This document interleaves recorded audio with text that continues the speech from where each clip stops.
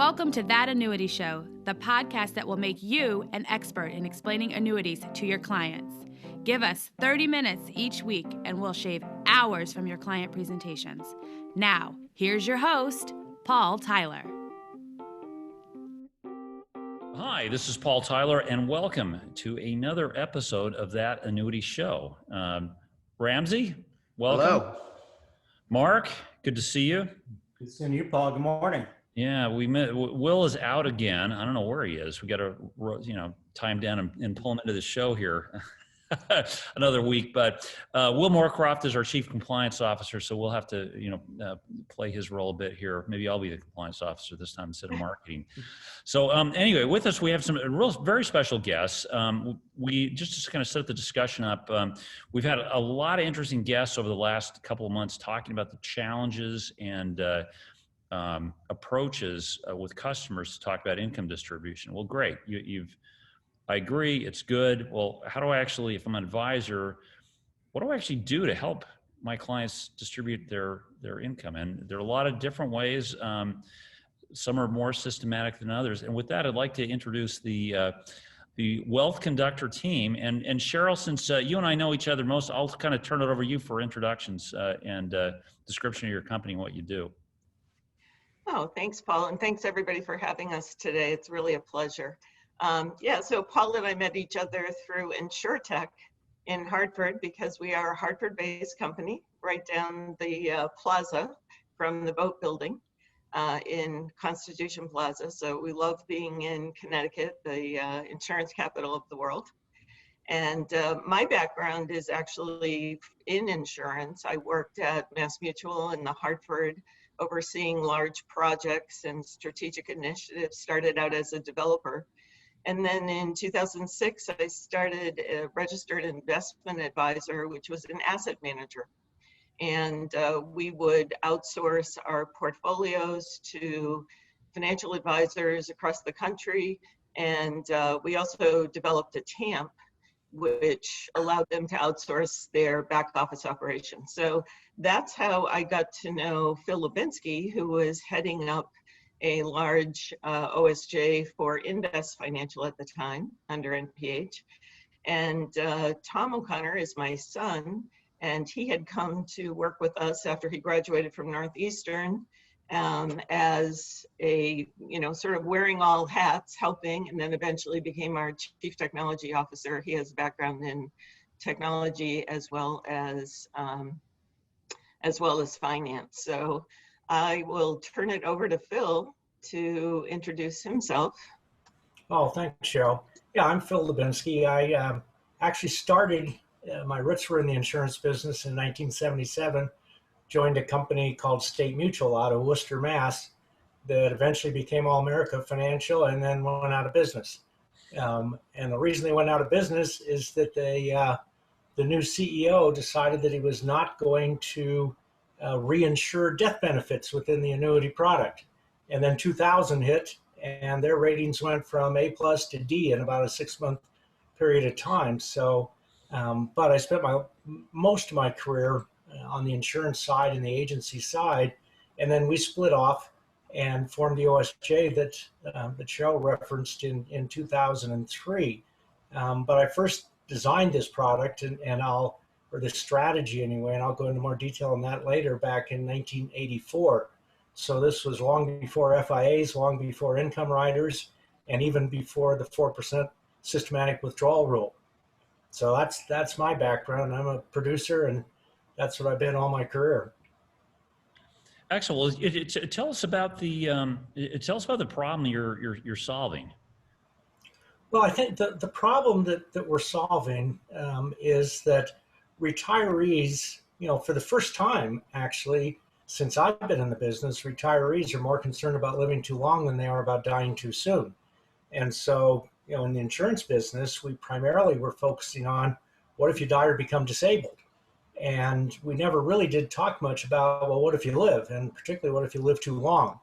So retirees know that they've got much longer lifespans than their parents did.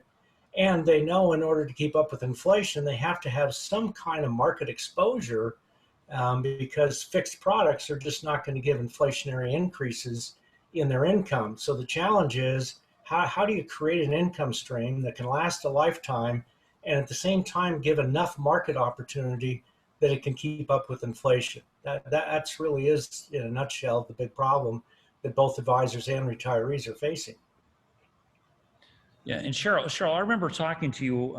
This may have been, I don't know, a number of months ago. You actually told me a story about how some advisors are actually using, your tool, which helps take a pile of money, turn it into income, as a real differentiator in the marketplace. Maybe you talk a little bit more about, the niche. If I'm an advisor, what does this ability give me to do in building or attracting clients?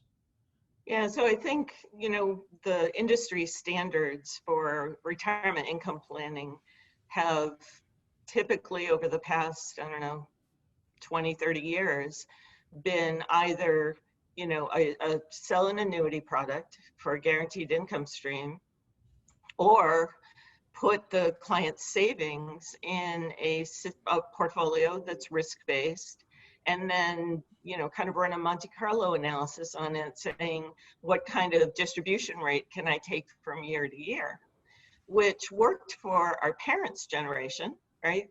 Because they had pensions. And so I know my dad had a pension from GE, my mom had a pension from a utility company. I mean, their savings just kind of sat on the side, and it was basically for extraordinary expenses that were unexpected, or to, pass on to their kids. So now, as Phil said, we're in a whole new environment where today's baby boomers, they're the 401k generation. So they had to self-save for that pension. And now they're ending up with a pot of money and looking to retire, now or in a few years, and saying, how can I turn this pot of money into an income stream? And because of the, baby boom generation, there are so many people moving into retirement. This is kind of almost a crisis right now and not just in our country, but in other countries. So everybody had that baby boom, birth blip after World War II. So these people are coming into retirement and they're not happy with just getting a probability of success. If you were looking at 34, 40 years in retirement and somebody told you, well, you've got a 78% probability of success, which means you've got a 22% probability of going broke, and we'll revisit that year to year, that would make you pretty nervous. So really what they're looking for is a plan. Now, from the advisor perspective, there's been a lot of movement in the industry, and I can tell you as an asset manager, the fee compression has been enormous. So it really hasn't hit the financial advisor yet, but from the product producer side, you've got all these people, essentially flooding the market with almost no cost products. So it's really hard for, the product people and eventually the advisor, it's going to hit them as well to compete in this market. So, when you talk to people like Michael Kitces or Jamie Hopkins, they're always saying, you really need to differentiate yourself and you need to provide services above and beyond what somebody can get from an investment platform or robo, on Fidelity or Schwab.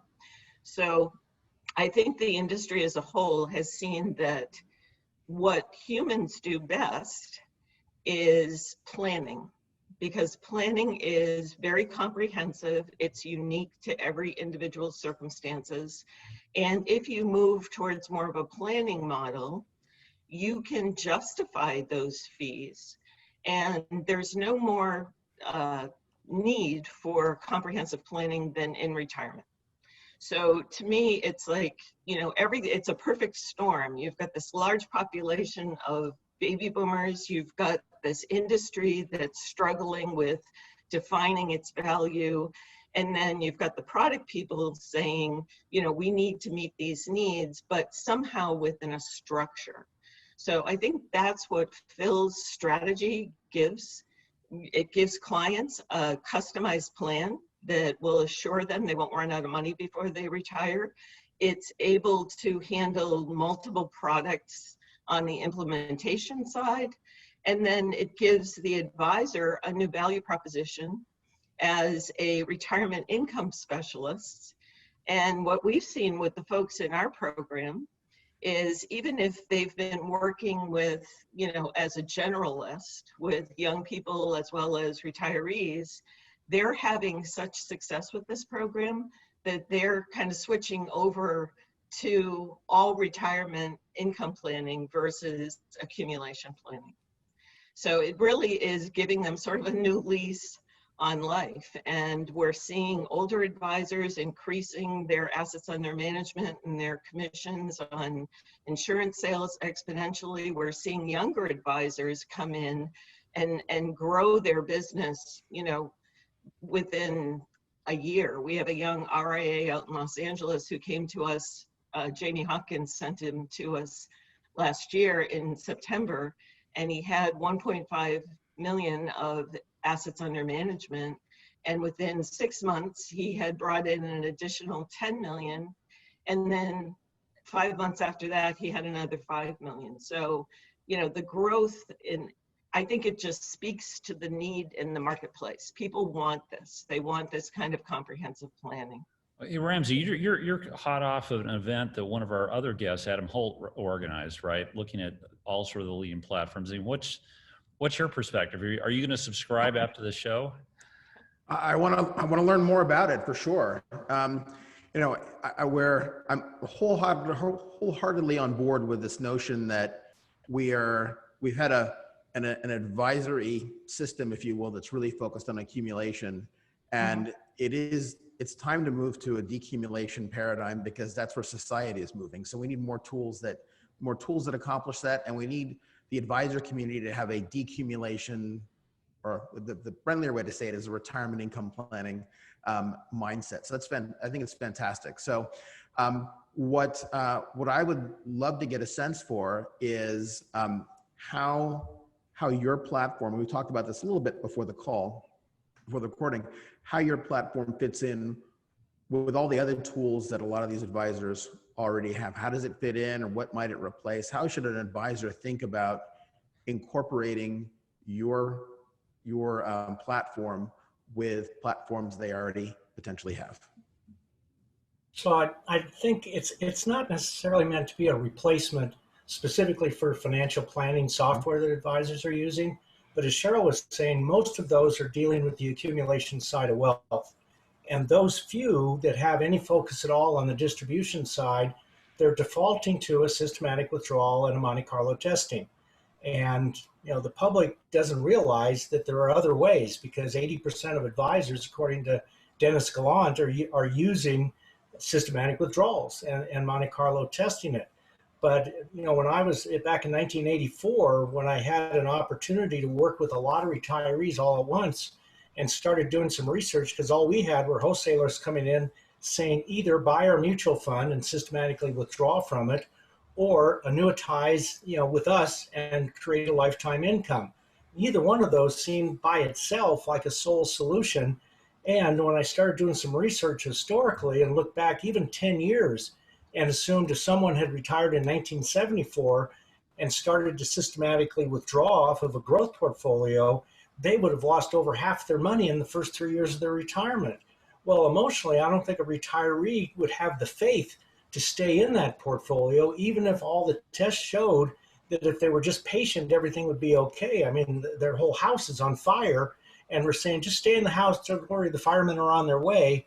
And so you don't need to jump out the windows. Well, people do jump out the windows. So where I first developed this was thinking, well, there's got to be a way to insulate the income from the market opportunity. And so why not build some buffers? Why not create buckets so that in the early years of retirement, our income is coming from guaranteed sources? And that's when I've used SPIAs, but it wasn't a lifetime SPIA. It would be short-term SPIAs. Usually I do a 5-year SPIA. And then I would have a 5-year MIGA, so that I could say to the client, you know what, for the first 10 years, your income is going to be guaranteed. And then after that, your income is going to be as a result of the market opportunity or the market risk that we took. But given 10 years, that risk, the odds of you losing any money, assuming we have a decent portfolio, are almost nil. Then suddenly the pensions started going away. So my early clients, 85% of the people when I started in the business had a pension. And now it's just reversed. 85% of the people going into retirement don't have pensions. Well, the perfect option for the pension then are the annuities, whether it's a VA or whether it's a fixed indexed annuity with an income rider. So that replaces the pension. We still have the Social Security. We still guarantee the first 10 years of the retiree's income. And then everything above that, after that 10th year that they need, we put into and rely on the markets to take care of us. And then for the longevity piece, now we've got insurance products that will give a deferred annuity. We got QLAC laws that give an incentive to move, qualified money into that category. And now from age 85 on, we can guarantee the retiree income for the rest of their life, no matter how long they live. So I think this approach, this kind of bucketing segmentation approach, is the perfect marriage of market opportunities as well as guarantees. Yeah, and Sheryl, maybe you could put up that bucket slide you showed us before. Now, we have a lot of listeners who are on audio. We can certainly make this available on our website, but maybe you just sort of take us through, what this bucket strategy actually would look like. Sure. Let me just get it up on the screen here. Again, for listeners on audio, we'll make this available. Sheryl, I'm assuming we could put this on our website. Absolutely. So when I first developed this, I think, we were looking at it as an alternative to a systematic withdrawal, but it really started off as kind of an asset allocation ladder, where you'd say, okay, we're going to take our income from this segment one. So if you could imagine a 25-year plan that you would break up into 5-year periods of time.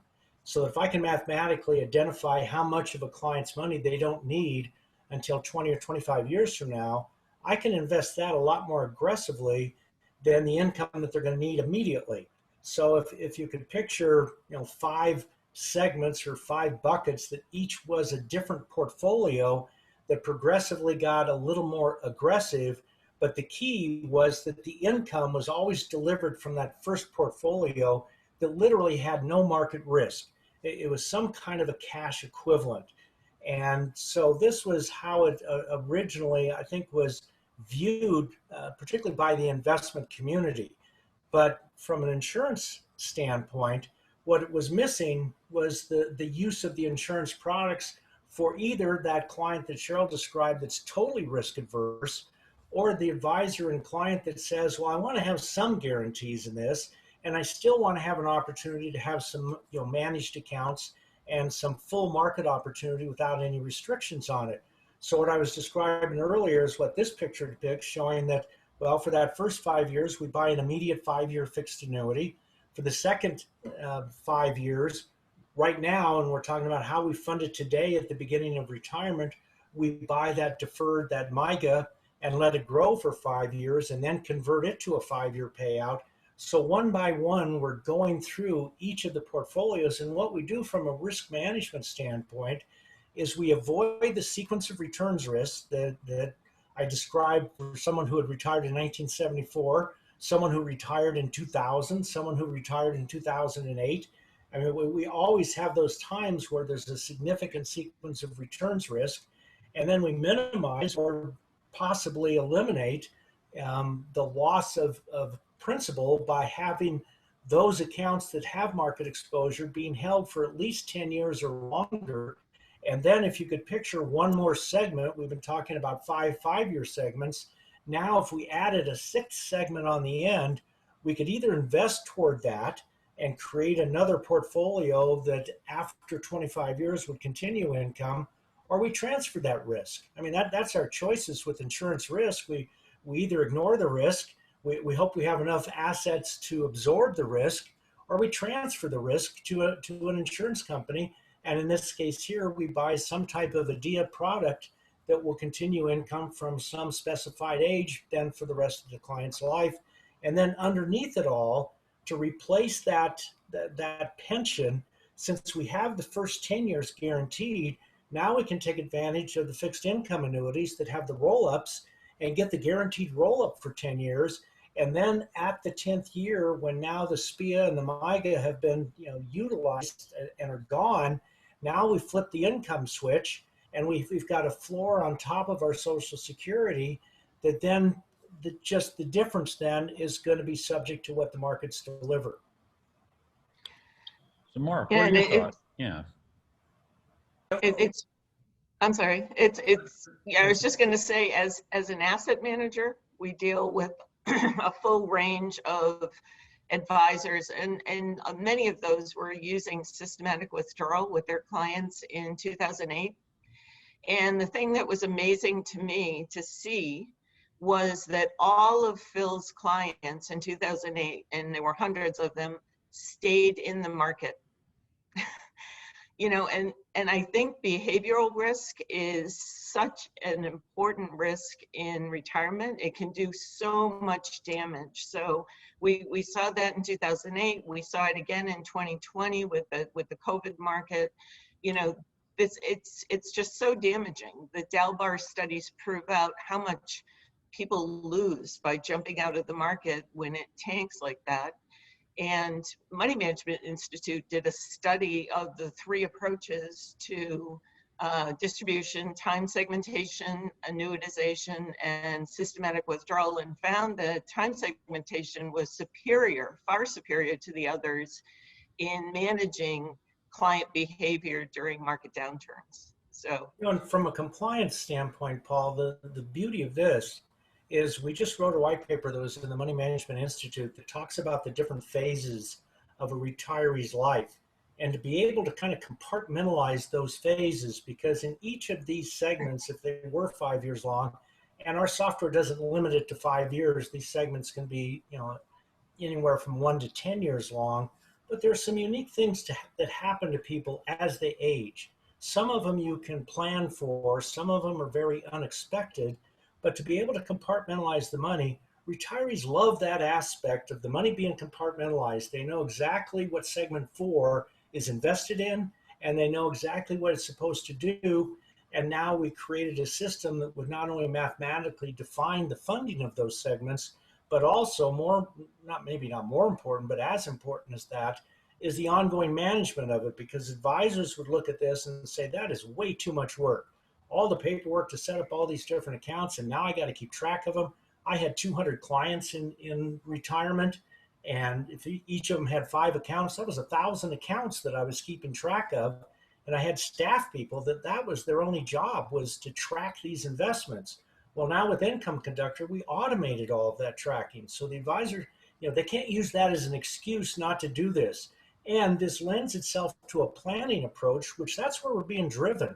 First, it was the DOL rule that didn't go through. Then we all became subject to the fiduciary standards. Now the best interest rules are coming out.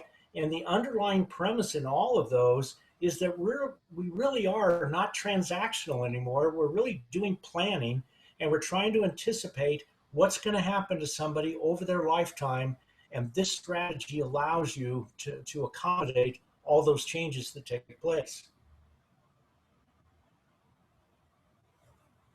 Mark, what are your thoughts?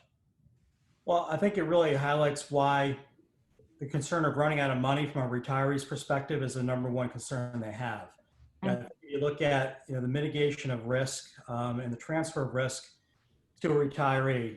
You can't emphasize the importance of it. I think the story that Phil told up front with the challenges that All America had by not properly reinsuring that risk. I mean, if you think about it from the perspective that it can take down an entire company, never mind an individual that doesn't have the resources, that's pretty profound. And obviously, you've got advisors that are working, transitioning from an accumulation mindset over the years into distribution planning.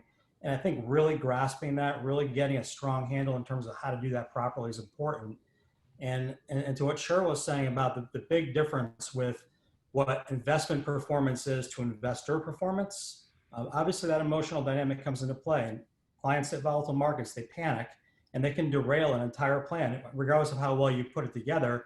I think if you don't have those guarantees in place, really give them the ability to sleep at night. So I think this makes a lot of sense in terms of the overall structure behind it. Yeah, and if you don't put some buffer between that market opportunity and the income, that's exactly what happens. People bail out. And I always said to my clients, markets do temporary damage, but bad behavior does permanent damage. Mhm. So we've got to eliminate that bad behavior because it does more damage than any market would ever do. No, yeah, well, yeah, very well put. Well, no, this is great to see the tool, and it's we've talked a lot about the need for guarantees in income, and a lot about the different problems. I think what you're bringing to the table is a tool to systematically address it. I don't know, Ramsey. I think that this.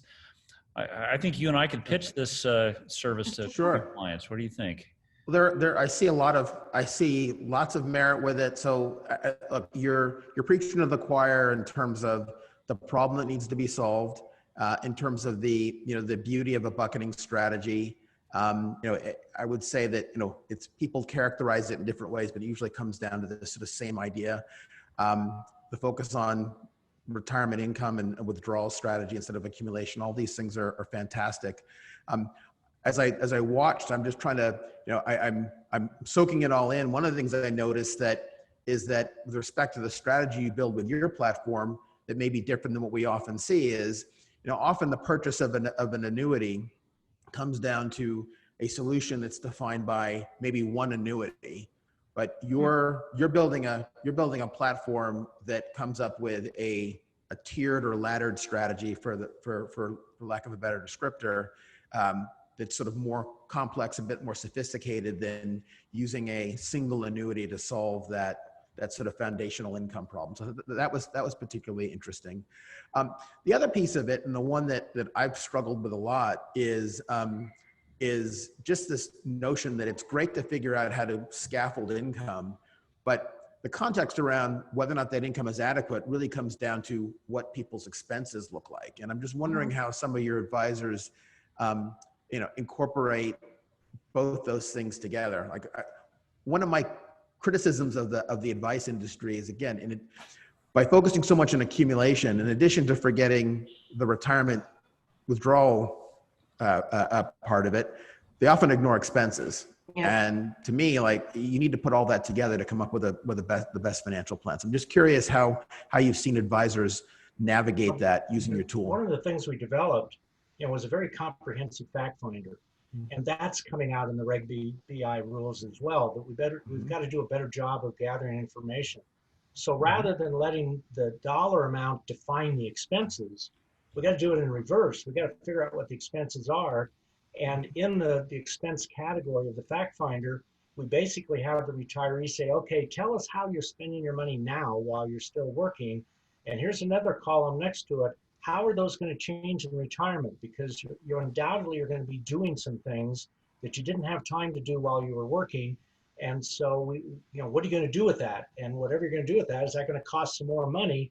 So these rules of thumb that say retirees only need 70 or 60% of what they had while they were working really are they're not good. People don't fall into those rules. So we can tailor make the expense where we can load some expenses up front and then slow them down as people age. And then we can ramp them back up again in the tool to accommodate increased medical expenses that they may have later in retirement. So we can create any expense curve that fits the retiree. And then once we've done that, to your point, now we determine, do they have enough money to follow that expense curve? And I think it's my job as an advisor, if they don't, to tell the client that, to say, you just don't have enough money to accomplish all the goals that you have. So let's take a closer look at these expenses and see where we can trim some if we have to, because I don't want to say you can't retire. In some cases, they have no choice. They've already retired. But I want to make sure, as we're all talking about, that the money is going to last as long as they do. Yeah, and the other thing is that, what we do with the software, because those expenses throughout retirement are defined, not only are you constructing the plan on a liability-driven basis, you're also choosing the products based on the liability needs. So all of the research, Robert Merton has done at MIT says we need to get back to pension focus. And pensions do two things. First of all, the retiree knows what income they're getting every single year of retirement. And secondly, the pension fund is not going to take any more risk than they need to do to deliver that income. So if the plan is such that the advisor could implement with all guaranteed products, perfect. You know, that's driven by, as Phil said, you can meet that liability with what you have to invest. If the client needs a little bit of growth along with those guarantees, the strategy supports that as well. And, you know, what we've found with our plans is it's totally different from what the industry has provided for tools to advisors. The spending habits that Michael Finca and David Blanchett have done research on, it's more of a U-shaped spending curve. So people tend to spend more at the beginning of retirement when they're active, then they slow down a little bit, and then their expenses go up later because of healthcare and long-term care costs.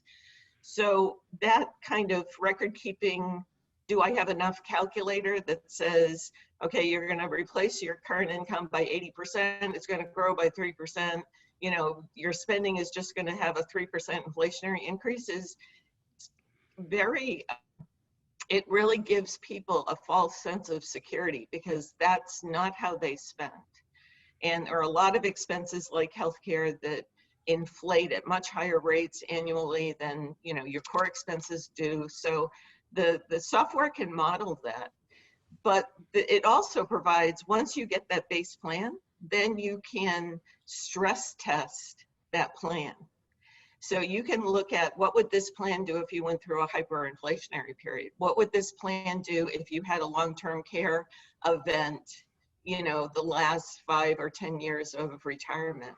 So unless you have that base plan, you can't really do that stress testing. So everything comes from defining that liability as the first step. Oh, yeah, well, go ahead, Ramsey. I was saying, it's been my experience in my short time in this side of the financial services industry, having gone from an institutional focus to personal financial focus, is that this part of the equation does not get enough attention, either because it's not as interesting or the economics are not there or whatever else, but it is just so important. You can define, to your point, you can define the liability, you can come up with a plan, you can scaffold it with the buckets. And the ever important thing, and Will Moorcroft would love it if we're here, you have a document that you can point to and say, 10 years from now, when some new financial advisor or a lawyer or whoever else says, well, why did you do this? You have the document you can point to and say, this is the information we had at this point in time in 2020. And based on the information we had, this was the best set of recommendations we could make. And so the plan is a living, breathing entity, right? As a program manager and a project manager, you know, I oversaw large strategic programs that went on for 3 years. And you know that the plan is just the base. And as Phil used to tell his clients, you know, the second they walk out the door, the plan is no longer valid. So you need a software that's going to help you manage that plan. And Income Conductor has a very robust integration platform. So we have direct integrations with, you know, TD, E-Trade, softwares like Orion, platforms like Raymond James, Albridge, but we also have OpenArc with Quovo Plaid. So advisors are able to connect those accounts in, even if they don't manage them yet. So they can bring in those daily valuations from 401k accounts, from local banks, from things like that, and insurance companies on a daily basis. And then what it does when the client retires and they start taking income, it automatically every day tells you where your segments are to plan and gives you hard data analytics, like, you know, surpluses, deficits, what's the required rate of return to reach your goal versus what you initially invested, that rate of return you initially invested with. And then it speaks to the advisor. So we want our advisors to be able to handle hundreds of these clients at once. So The software actually tracks the performance of the plan and sends out alerts to the advisor with the idea, going along with that Robert Merton concept is, if you don't need to take any more risk to reach your goal and deliver the income you want, then you're going to get an alert saying you can de-risk this segment. You don't need to take that 6% rate of return risk. You only need a, let's say a 2% annualized rate of return for the next couple of years. You can take it out of the market, put it into something guaranteed, maybe a deferred annuity that you're going to turn on in 2 years to deliver that income stream. And you're giving the client essentially 7 years of guaranteed income, and they don't have to worry about a market downturn. So a lot of our advisors got those alerts last year, and we're able to protect that income and move that money out of the market, not because they saw COVID coming, but because the client didn't need to take any more risk with it. Sorry, Phil. Oh no, I was thinking, Ramsey, to your point, I mean, I had a lot of experiences that as the client aged, they started bringing their children to the appointments, to the review appointments. And then the children would have their opinions on what their parents should have been doing. And sometimes they'd get very challenging on, well, why did you sell this to mom and dad? What we built into the software when we had Jason Roberts, the ERISA attorney, do a due diligence on this, what he said is, this is so defensible because up until Income Conductor, all of my file notes are just like in Red Tail. My clients never see that. Any recommendations that are made in Income Conductor, they're in the review reports and the client actually signs off on it. So now if 10 years from now, the attorney or the kids come in and challenge a recommendation that was made, I've got a client sign off that they approve that. And so to have that kind of record along the way, because we know with this many boomers going into retirement, there are cottage industries of litigation attorneys being formed right now to do nothing more than chase advisors that are giving retirement income advice. So Jason said, this is such a defensible product, such a defensible technology. The odds of litigation, aren't eliminated, but they're so minimized in this. Well, let's see, Ramsey, would say thank you for your question. Well, it's been a concern, and as I built out my business, as I talked to consumers, I thought, well, I could sell this person an annuity, but there's a broader financial planning need in this discussion in order to have a high standard of care for the consumer and to have something that's defensible for the long term. So to me, it's just good business. Yeah. Right? It's just good business. Well, listen, this was a great discussion past time. Sheryl, Phil, Tom, thanks so much for your time. And Sheryl, you'll send the slides to us so we could actually post them up on our website, right? Well, thank you very much. Yeah, I don't know, Mark, any parting questions, thoughts here? Yeah, I think a point Ramsey brought up earlier was the utilization of multiple products. And if you think about how annuities are designed, they're not one size fits all. So there's products obviously that focus more on the accumulation component of it, some that are more geared towards income today or maximizing the benefit for rolling it up in income down the road. And I think this really helps incorporate, especially in times when you have compressed interest rates, where products have more strain behind it. I think that this really allows you to maximize the benefits that each product is designed to use and give a more comprehensive solution. Yeah, doctors don't just have one prescription. So why would advisors just have one? Exactly. All right. Hey, well, listen, thanks so much for your time, Ramsey. Mark, Thank you. Thanks. We'll get Will back, I promise, next time. And listen, we'll put show notes, link to Wealth Conductor and their tools. Thank you again for joining us, and tune in again next week for another episode of That Annuity Show. Thanks for listening. If you've enjoyed the show, please rate and recommend us on iTunes, Stitcher, Overcast, or wherever you get your podcasts. You can also get more information at thatannuityshow.com.